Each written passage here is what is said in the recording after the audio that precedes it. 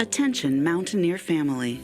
Welcome to the Kennedy Creative Arts Center's Lyle B. Clay Concert Theater at West Virginia University. The commencement ceremony is about to begin. At this time, please locate the nearest emergency exit. Please silence your cell phones, tablets, and other electronic devices, and turn your attention to the outstanding students who are the focus of this day. This is their moment to shine, so please give them and their many accomplishments your full attention. Now, let's get ready to welcome our graduates.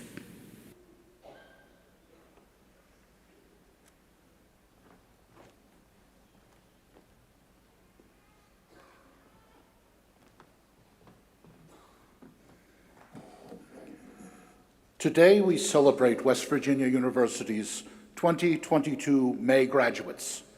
152 years ago, Marmaduke H. Dent became the university's first graduate. Please stand and welcome the candidates for graduation from the School of Public Health.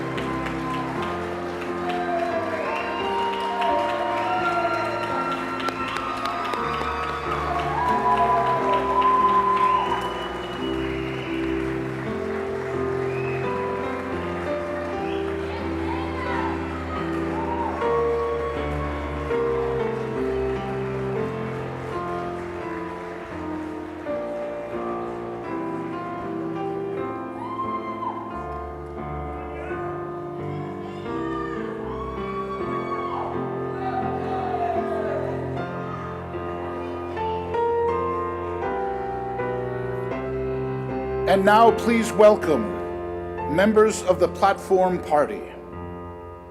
Dean Jeffrey Coben, School of Public Health.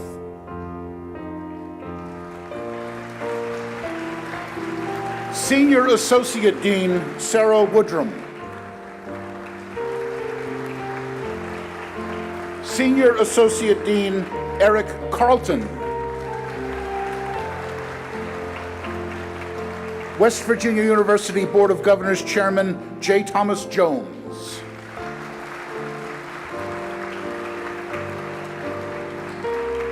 West Virginia University Board of Governors Vice Chair Tanya Miller.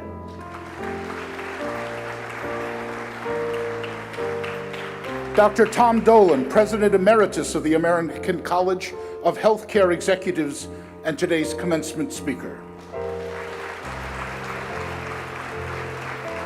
Associate Vice President for Health Sciences, Academic Affairs, Dr. Louise Veselecki.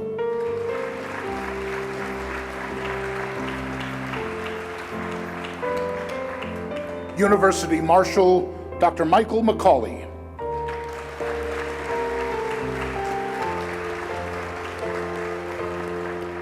And Chancellor and Executive Dean for Health Sciences, Dr. Clay Marsh.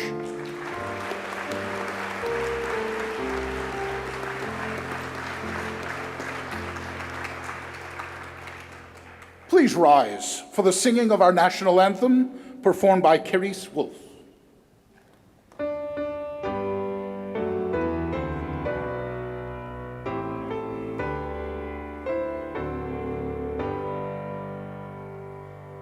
Oh, say, can you see by the dawn's early light what so proudly we hailed at the twilight's last gleaming, whose broad stripes and bright stars through the perilous fight o'er the ramparts we watched were so gallantly streaming, and the rockets rocked aloud, the bombs bursting in air gave proof through the night that a flag was still there. Oh, say does that star-spangled banner yet wave o'er the land of the free and the home of the brave.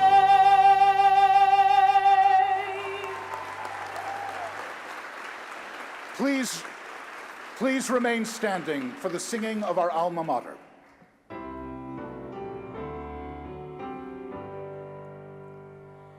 Alma, our alma mater, the home of mountaineers, sing we of thy honor, everlasting through the years. Alma, our alma mater, we pledge in song to you. Hail, all hail our alma mater, West Virginia U.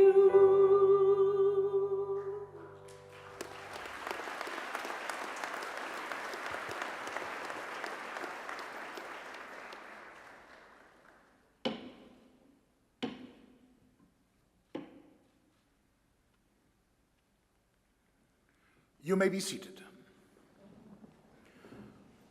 Please welcome School of Public Health Dean Dr. Jeffrey Coben to the podium.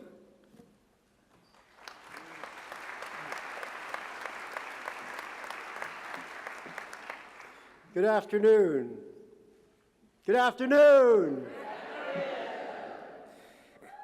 All right. On behalf of all of the faculty, staff, and administration of the School of Public Health, I'm honored to welcome you to this commencement ceremony for our 2022 graduating class.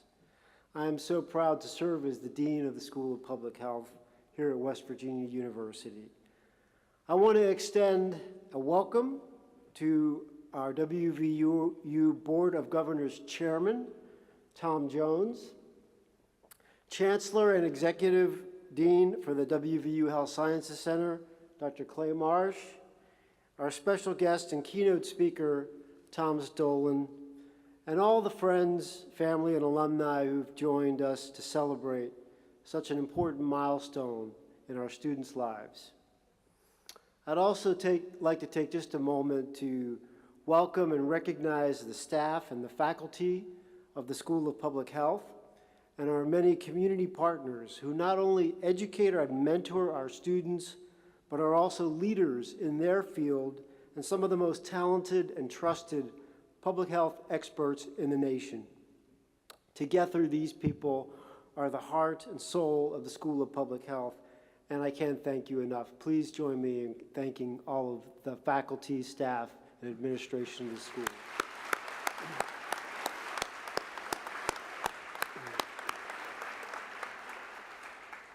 It's a great day to be a public health mountaineer.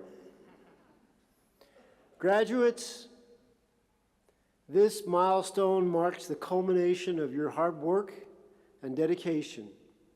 From the many hours you've spent in the classroom, in the research lab, and engaged in service and outreach to the many different communities that we serve. I speak on behalf of our entire school when I say we couldn't be prouder of every member of this graduating class. Your commitment, resilience, and resolve fortified your ability to successfully navigate some incredibly challenging times over the past 2 years and have been nothing short of inspiring. Today, we celebrate you. And even larger than you, we celebrate your purpose. Your purpose led you to the WVU School of Public Health and will carry you far beyond. At a time now when the entire world understands the purpose of public health. Today you join your fellow WVU Public Health alumni in a profession that believes deeply and passionately that good health is not a privilege of the few who can afford it, but rather a basic human right for all people, regardless of their socioeconomic status, race, ethnicity, religion, gender identity, sexual orientation, or country of origin. Ladies and gentlemen, please join me in congratulating these hardworking, resilient, and socially minded individuals who will help us create a better and healthier future for all of us.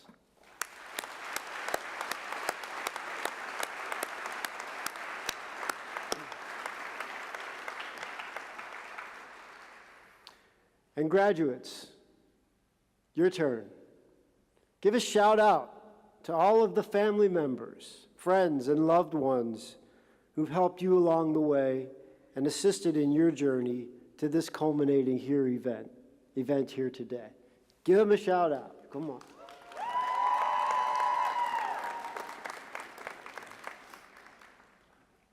As mountaineers, we like to go first. So I'm proud to share that we celebrate 2 milestone firsts today. As the first graduating classes of our Masters of Health Administration and our Bachelor of Science in Health Services Management and Leadership programs will walk across the commencement stage today. Today, you initiate a new tradition at the School of Public Health, ushering in a legacy of healthcare leaders who will also have a deep-rooted understanding of the principles and practice of public health. And to all of our graduates, wherever your next step leads, please remember you will always be in our hearts as public health mountaineers. Never lose sight of the golden rule, or as our speaker will tell us more, the platinum rule, and take the path upstream to make your community, your state, and your world a better place. Once again, congratulations to the class of 2022.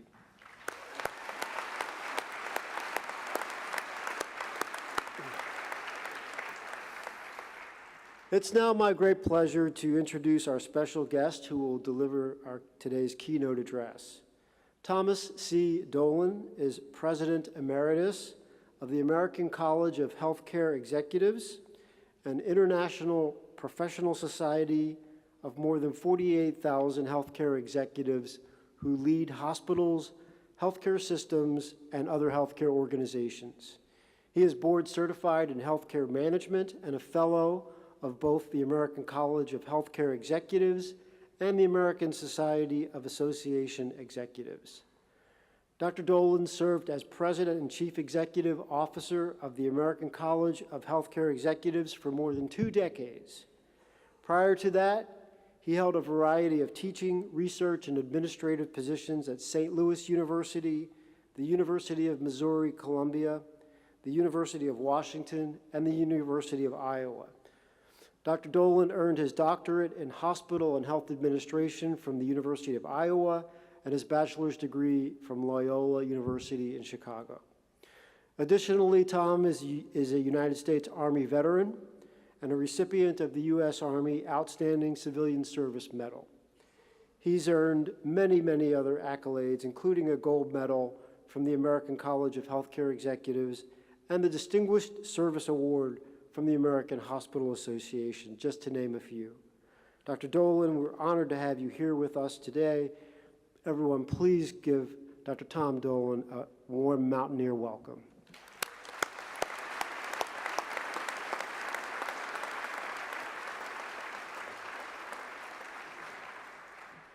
Well, good afternoon. It is a privilege to be with you to honor your 2022 graduates.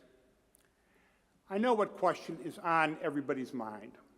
How long is this guy going to talk? Rest assured, I know the 3 B's of public speaking. Be good, be brief, be gone. I can't guarantee that I'll be good, but I will be brief and gone. The dictionary defines a leader as leading or commanding a group, organization, or country. They often think their followers work for them. In reality, they should be working for their followers. I hope our new graduates today will become servant leaders. Robert K. Greenleaf developed servant leadership in the 1970s. An executive for 40 years with AT&T, he felt that the power-centered, authoritarian leadership style so prominent in U.S. institutions was not working. He defined a servant leader as a servant first. It begins with the natural feeling that one wants to serve. Then conscious choice brings one to aspire to lead. How do you know servant leadership when you see it? Do those served grow as persons? While being served, do they become healthier, wiser, freer, more autonomous, or more likely to become servant leaders themselves? This is the type of leader I have tried to be. The rest of this presentation will address 4 of the many challenges I have faced in striving for this goal. I hope they will be helpful in your journey to becoming a servant leader. The first challenge that I faced was not being too full of myself. I often say that hubris can destroy your career. So why are so many executives overconfident? They have demanding jobs, like talking to hundreds of people. They seldom, if ever, get universal agreement on their decisions. If the leader says the cup is half full, others will say it's half empty. People criticize them and may even ask if they be fired. For example, the ACHE Board of Governors was periodically told that ACHE would be a far better organization if Tom Dolan was not the president. So as a defense mechanism, we become overconfident and begin thinking we are right more often than we are. Let me give you an example of a video I showed to the students this morning. It starts with a battleship in the North Atlantic. The next scene is they're in the command center, and the radar operator is saying into a microphone, "I say again, move immediately 15 degrees north to avoid a collision." There's a pause, and the response back is, "Mate, you move 15 degrees to the south." The captain is right there. He grabs the microphone out of the radar operator's hands and says, "This is Captain Jones. This is the largest battleship in the North Atlantic. You will move 15 degrees to the north immediately, or we will take aggressive action." There's a long pause. "Mate, this is a lighthouse. Your turn." I must confess, I've often tried to move lighthouses in my career. The biggest problem with overconfidence is that you do not listen to others enough, or others do not tell you what they think.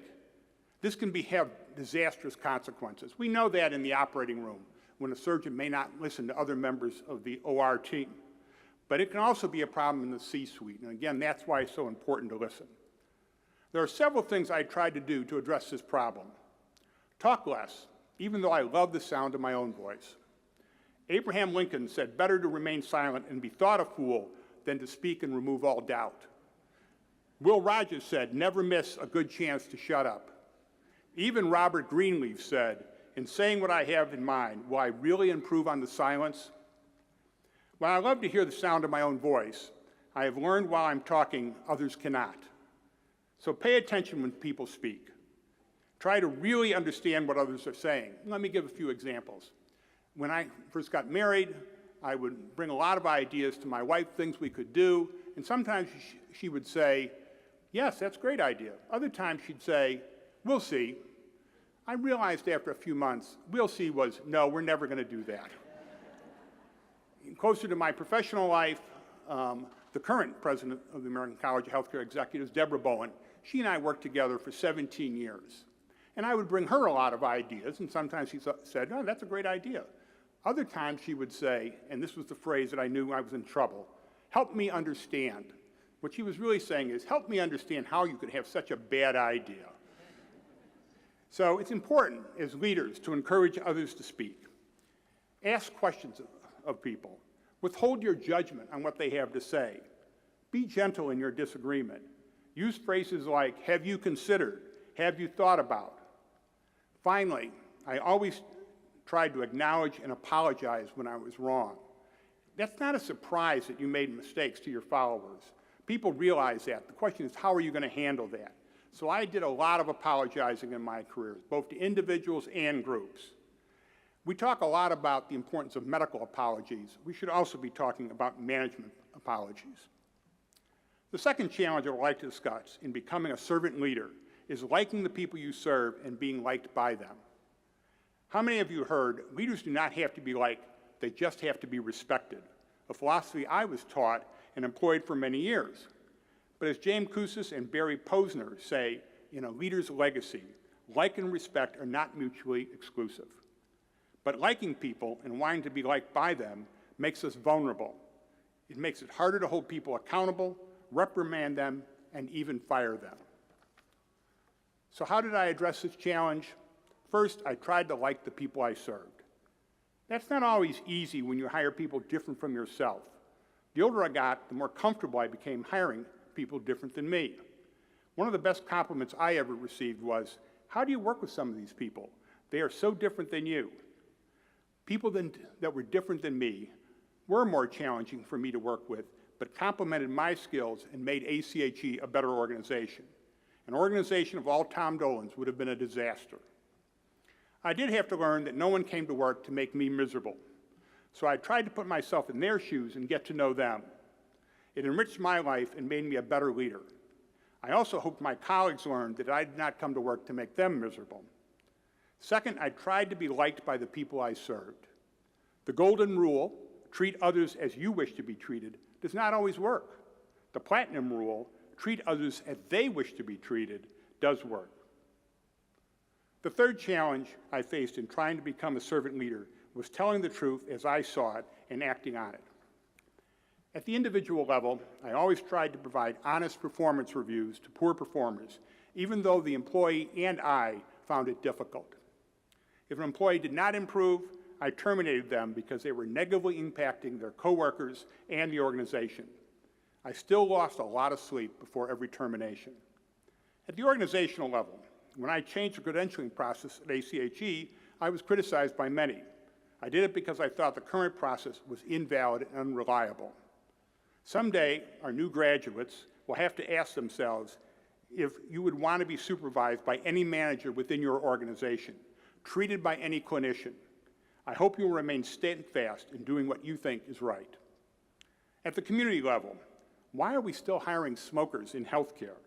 Why are we retaining clinicians who will not get a flu shot? And don't even get me started on the COVID vaccine. When as a nation are we going to expect people with self-inflicted lifestyle illnesses to pay more of the cost of their health care? The final challenge I would like to discuss in my journey to become a servant leader is advancing diversity, equity, and inclusion, often referred to as DEI. Why should you champion DEI? First, it's the right thing to do.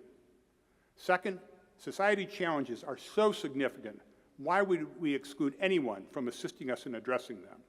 Finally, A multicultural society requires multicultural leaders. Why is DEI a challenge for society? Because people are most comfortable with individuals like themselves. We all have biases. The problem is denying them or acting on them inappropriately. We need to recognize our conscious and unconscious biases and how they impact our behavior. Probably the best example of that is far too often we hire people just like ourselves. So how did I address my biases? I spent time with those who were different from me.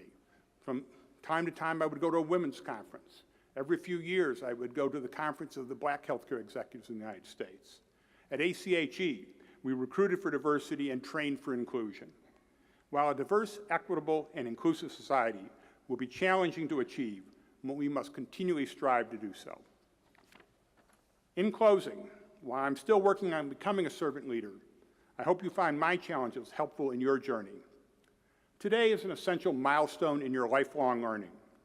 On the other hand, I learned much of the knowledge I used in my career after leaving the university.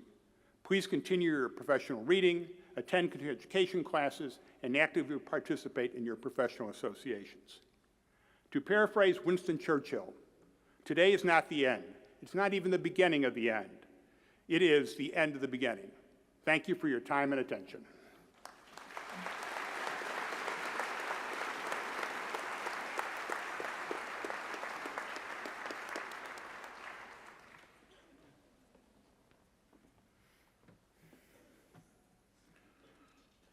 And now, please enjoy a rendition of Simple Gifts.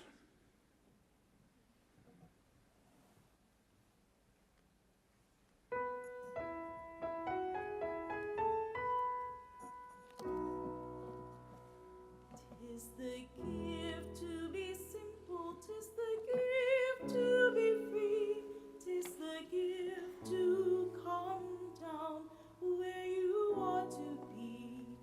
And when we find ourselves in the place just right, we'll be in the valley of love and delight.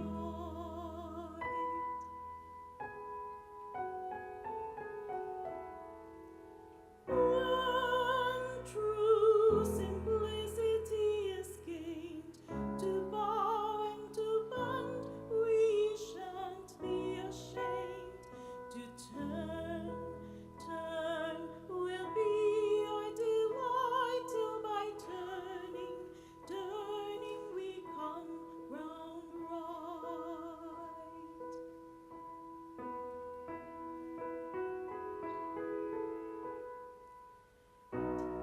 Tis the gift to be simple, tis the gift to be free, tis the gift to come down where you ought to be. And when we find ourselves in the place just right, we'll be in the valley of love and delight.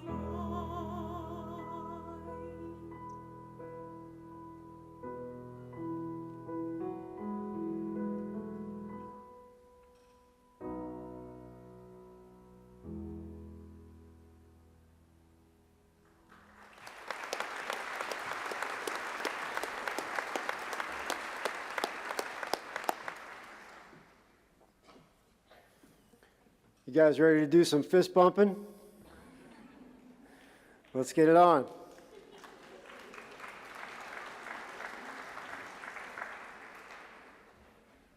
I will now present the students who fulfill the requirements for graduation from the School of Public Health of West Virginia University.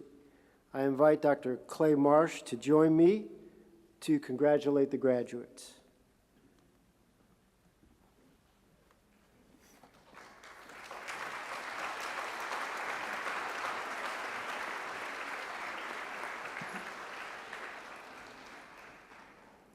The degree of Doctor of Philosophy is in recognition of students' accomplishments in academics and research. Students who are receiving their PhD have formed close relationships with individual faculty members. Through these relationships, they have progressed from student to scientist, and each has made and disseminated a significant scientific discovery.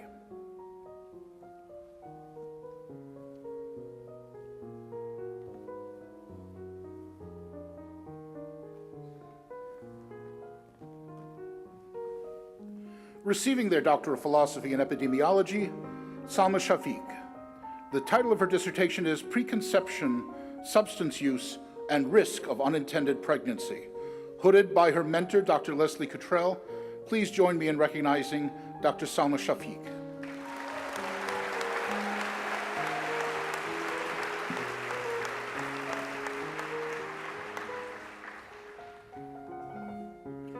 Receiving their Doctor of Philosophy in Occupational and Environmental Health Sciences, Dr. Brandy Lynn Brown.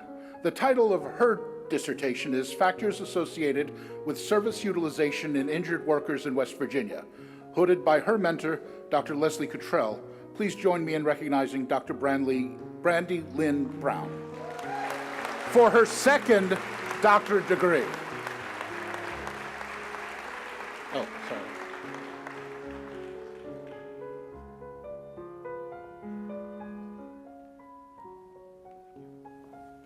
Receiving their Master of Public Health degree in Epidemiology and hooded by Department Chair Dr. Bethany Barone Gibbs. Imani Celeste Carey.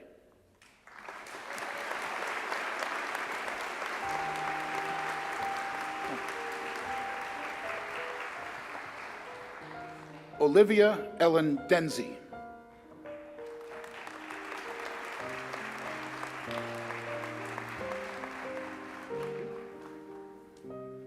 Alika Ann Lopatka.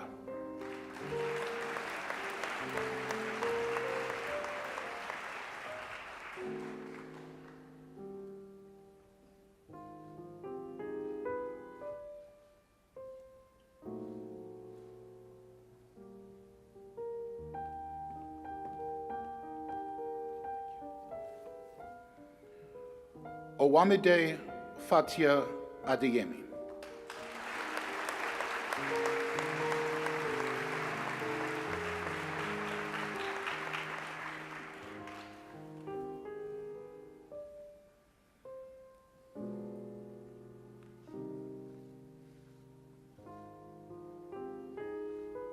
Cassie Lynn Smith.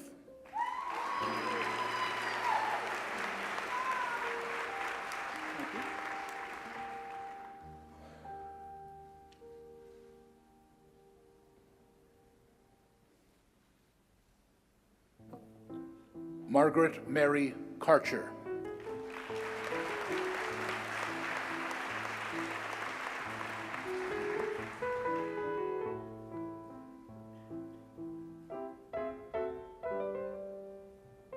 Kamala Jo Duff.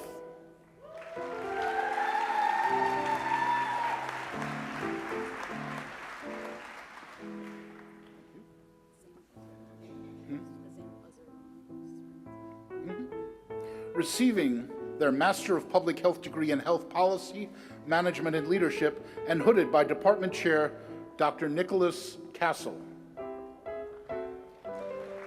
Zainab Anwar Rona.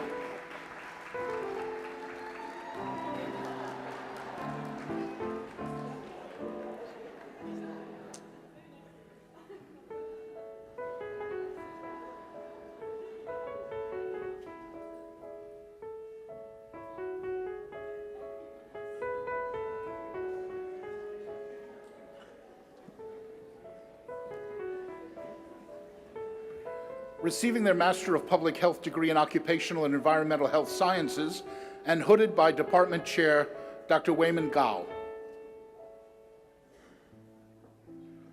Alia Ajwadia.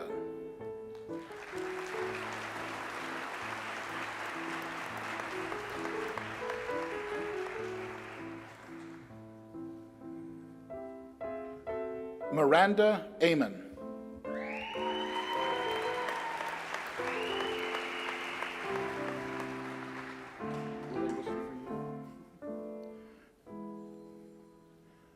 Dylan Willis.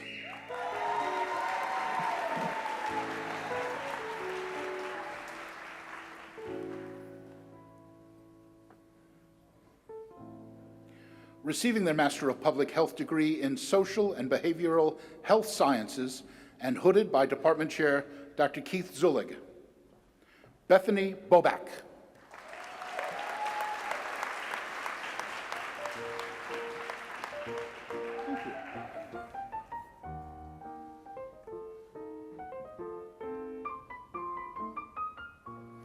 Corinne Megan Day.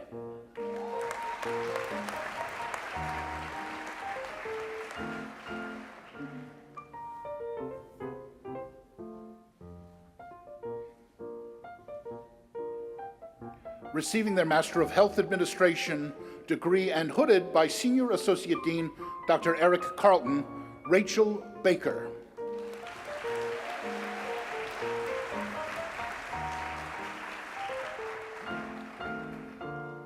Sydney Ballard.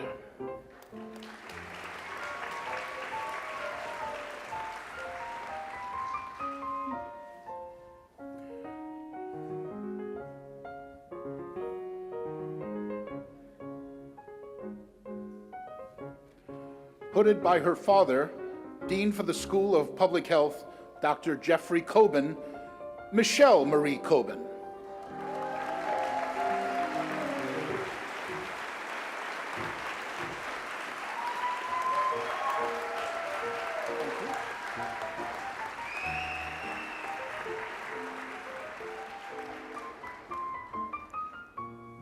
Melanie Irene Dempsey.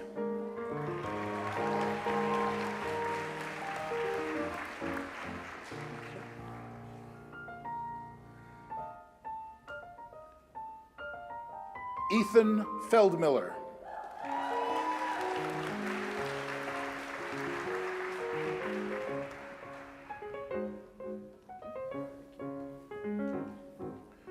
Mitchell Watts Gulen.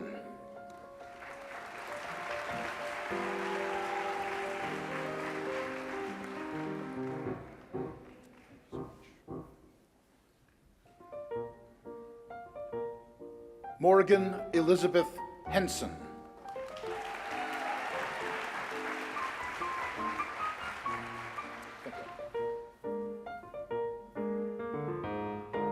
Nicholas Dale McCardle.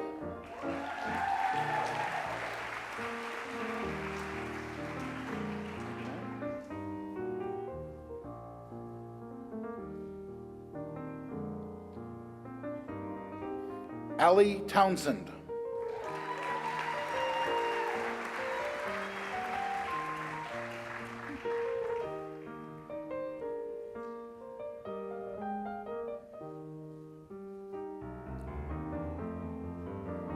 Melissa Tolbert Yeso.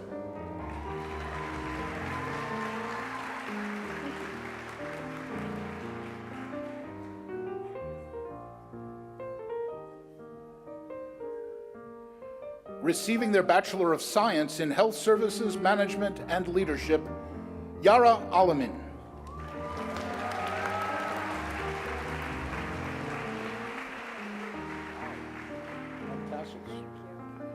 Haley Alyssa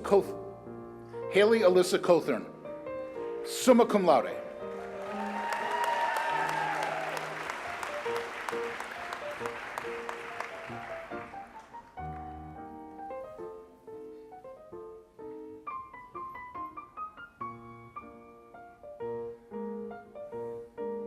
Haley Elizabeth Feldmeyer, summa cum laude.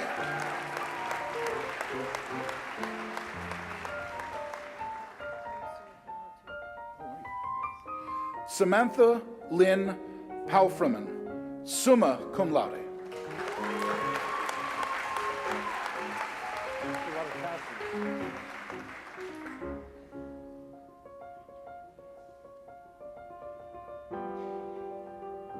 Anna Christine Solaro, summa cum laude.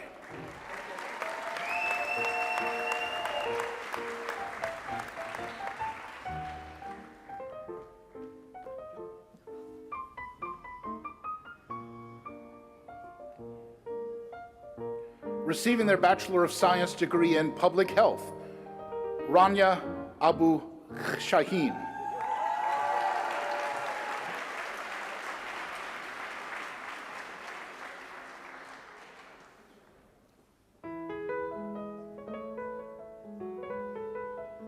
Katie Arndt.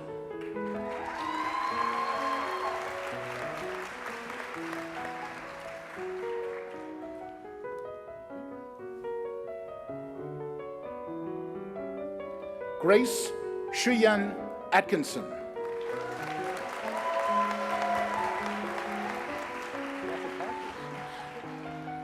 Kimberly Ann Benton, magna cum laude.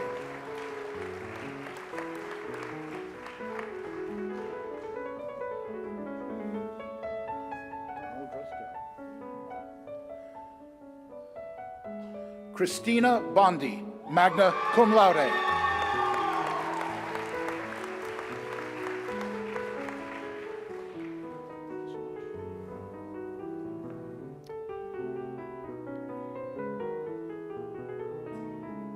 Stevie Elise Branham, summa cum laude.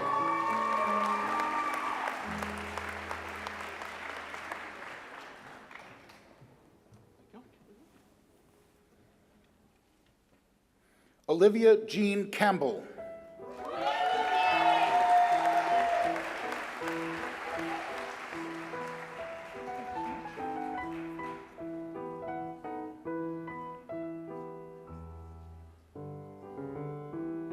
Hannah Lee Clotworthy, summa cum laude.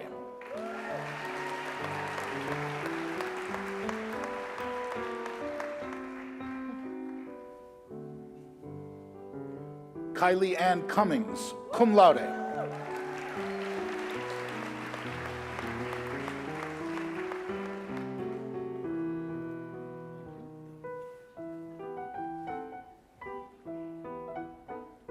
Sydney Dura, magna cum laude.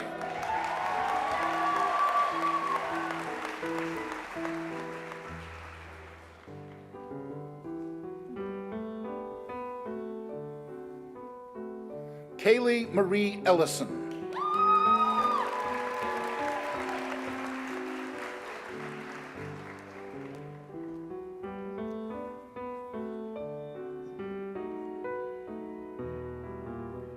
Laurel Grace High School.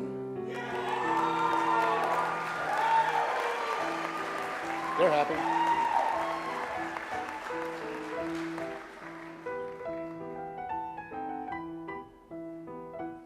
Danica Faye Hernandez.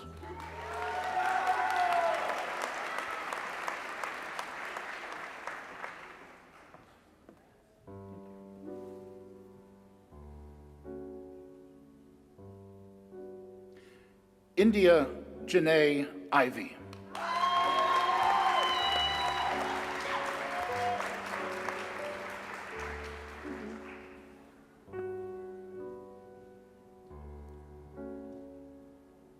Lily Ray Kostelik.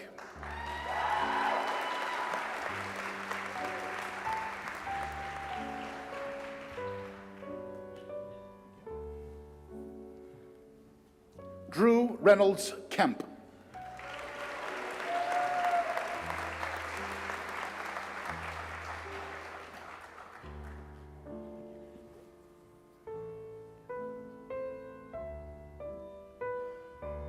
Shelby Alexis McCluskey, magna cum laude.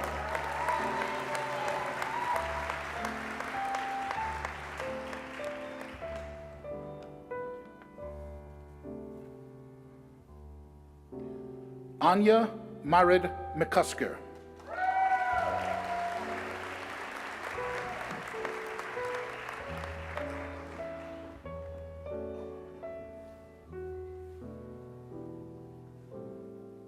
Gina McLaughlin.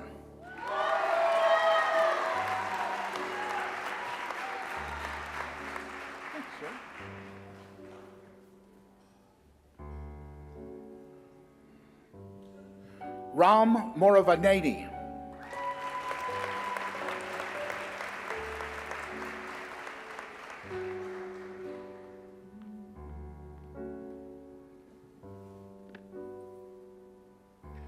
Nicole Rampino.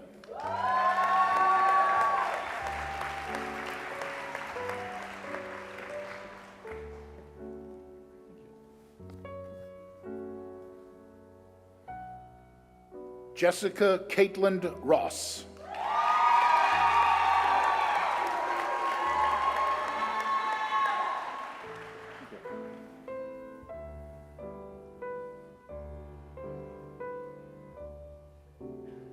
Trey Michael Rouse, summa cum laude.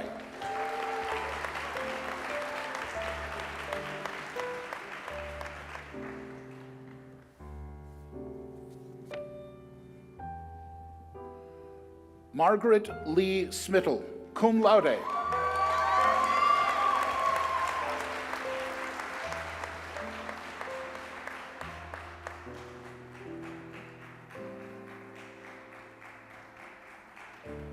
Caden James Staggers, cum laude.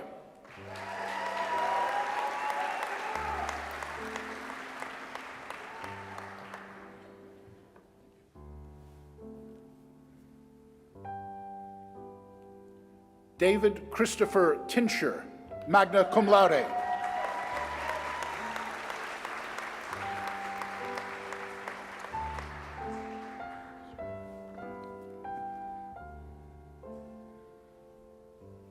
Ryan Titus, summa cum laude.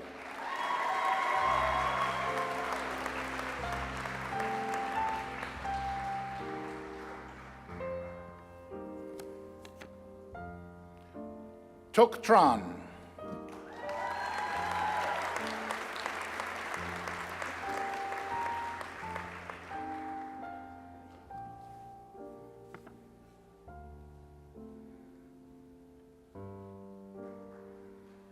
Ana Lucia Villabona, cum laude.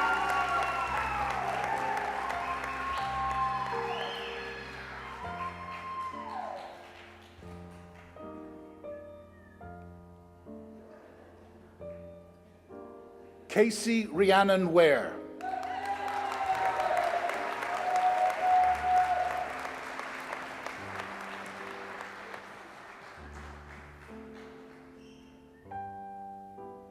Caitlin Jean Willett.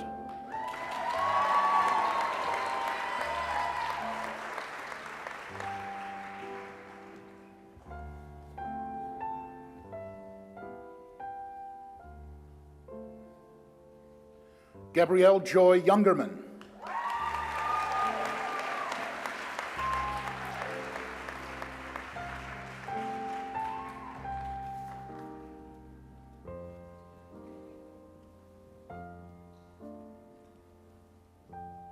Vice President Marsh, this concludes the presentation of the candidates for graduation.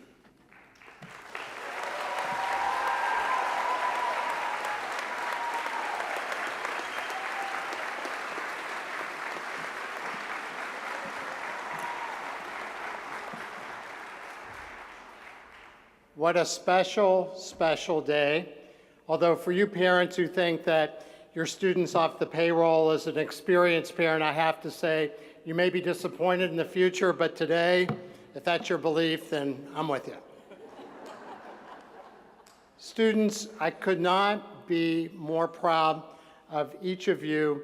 You guys have characterized resilience in every way, not only with your degrees in public health from West Virginia University, but also for your perseverance during COVID-19. You have had an extraordinary time, and I want all of us to recognize you for all your efforts.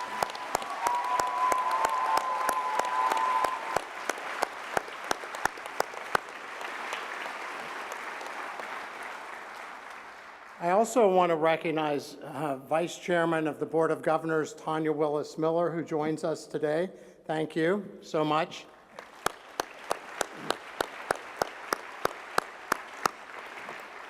And for the remarks, Tom Dolan, wonderful. And I want to congratulate Dean Coben, his team, and also all of our faculty that are here, our leaders, because without them, these students, your students, would not be sitting where they are today. So thank you.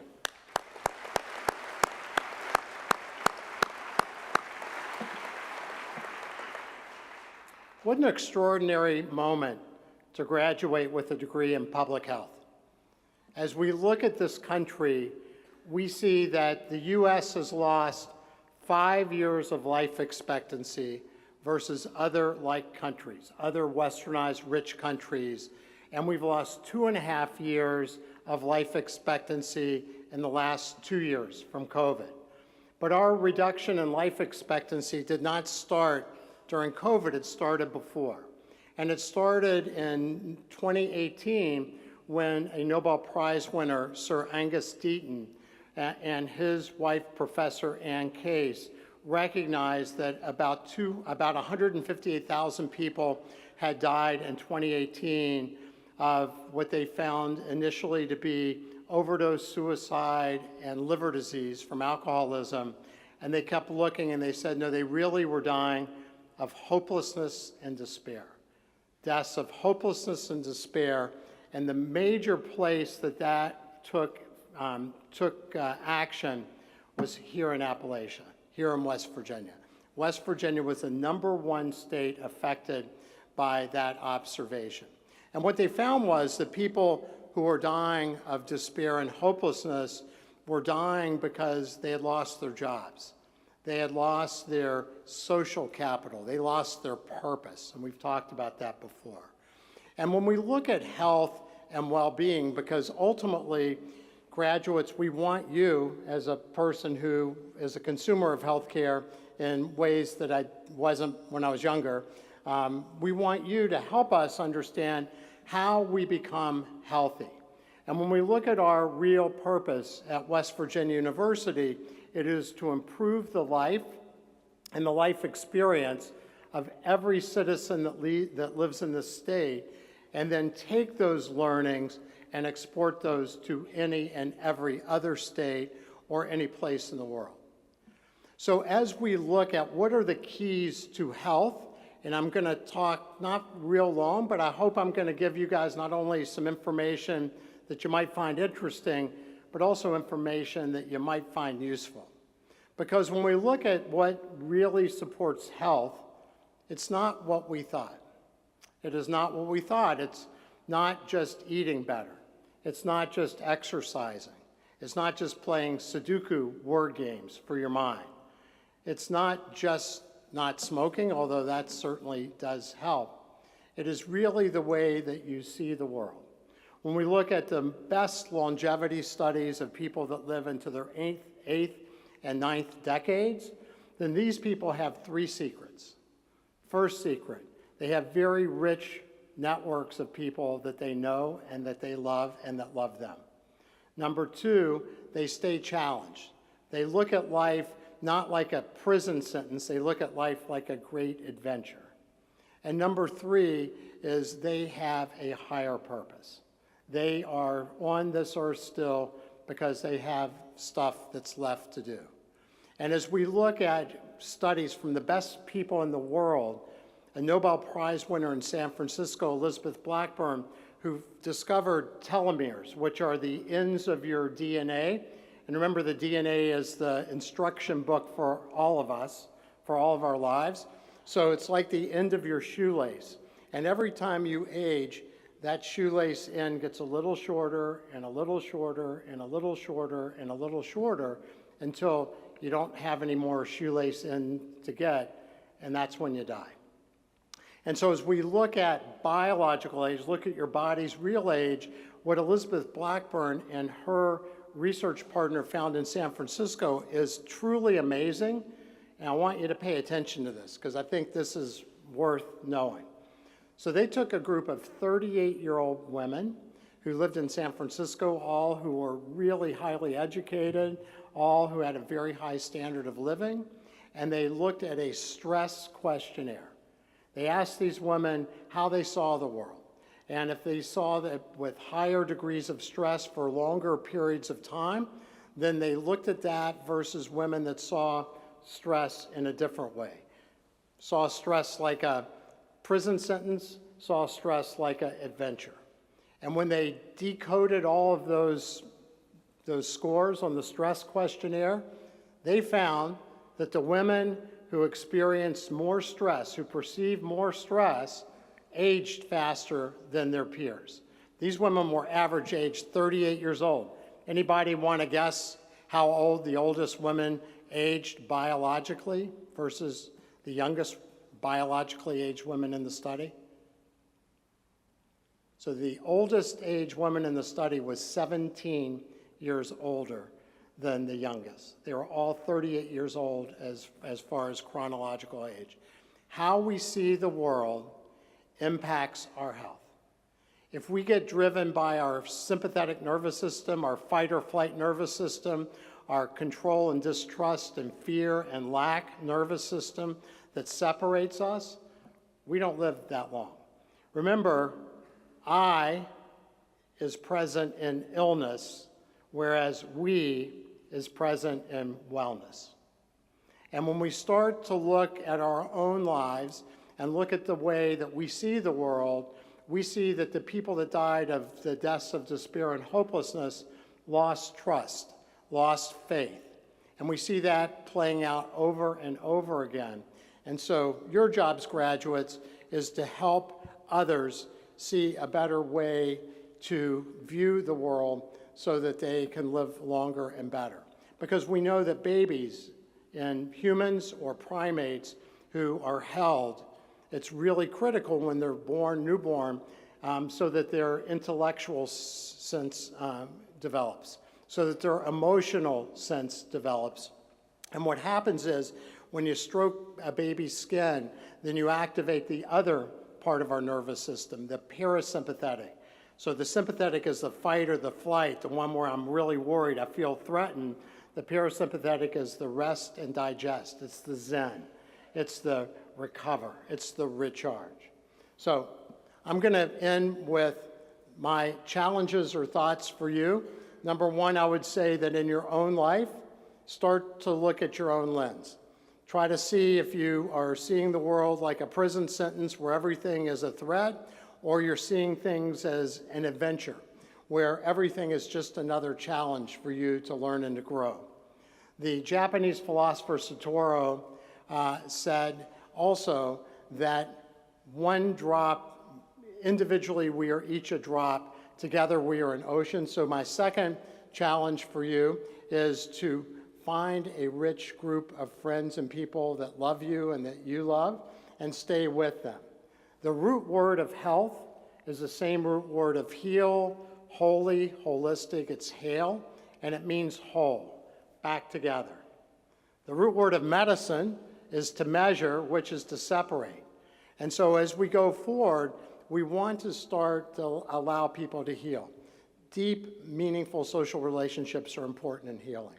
The third thing is, and this was Mr. Dolan said the same thing, be inclusive. And when we say be inclusive, there is a saying that I like by Brad Montag, and it is, be somebody who makes everybody feel like somebody. And in our lives, everybody wants to be seen. There's a great story about a child who's walking down the beach and sees a number of starfish drawn up on the beach and starts to replace the starfish one by one back into the ocean. And an adult comes by and laughs and said, hey, you're wasting your time. You'll never get all those starfish back in the ocean. And the child says, maybe you may be right, but for the ones that I do, it will make a big difference. Be somebody that makes everybody feel like somebody.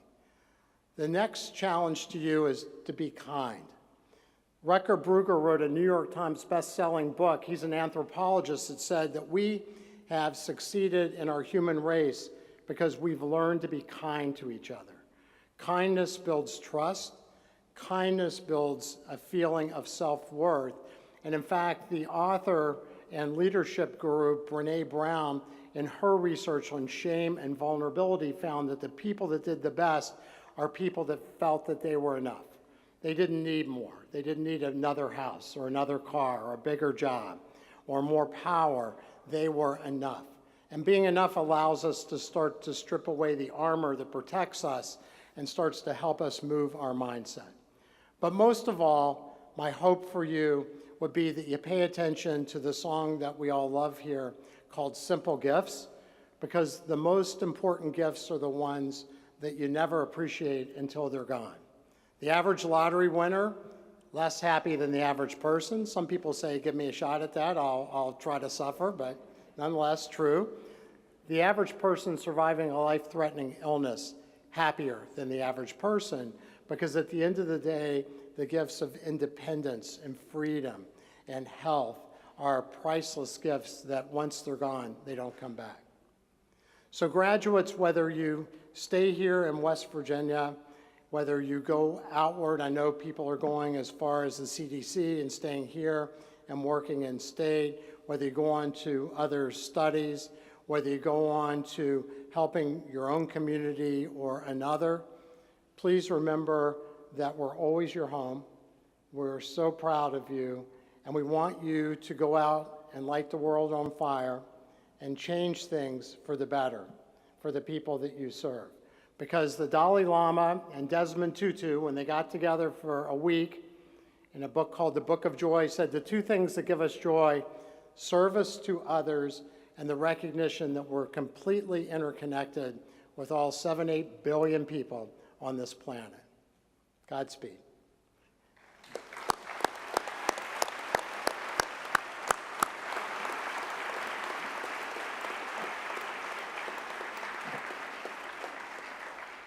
Now this is the good part. This is the part that you guys had to listen to me and everybody else to get to.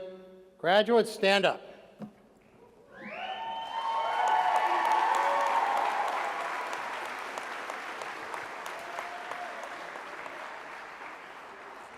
By virtue of the authority vested in me by the West Virginia University Board of Governors, I hereby confer upon you the degrees for which you have been recommended, with all the rights, honors, and privileges appertaining thereto. As West Virginia University's newest graduates, our undergraduates may move the tassel to the left side of your hat as a symbol of your achievement. But before I finish, I get to do this, which I quite enjoy. So parents, family members, loved ones, please join me in congratulating our newest graduates from West Virginia University.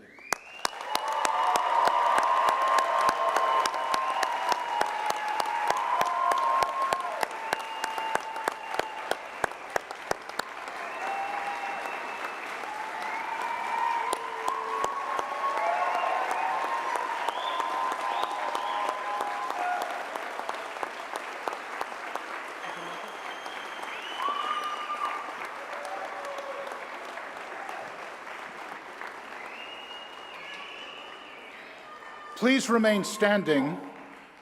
Graduates University Marshals will release you in an orderly manner after the platform party exits the floor. And now, Country Roads.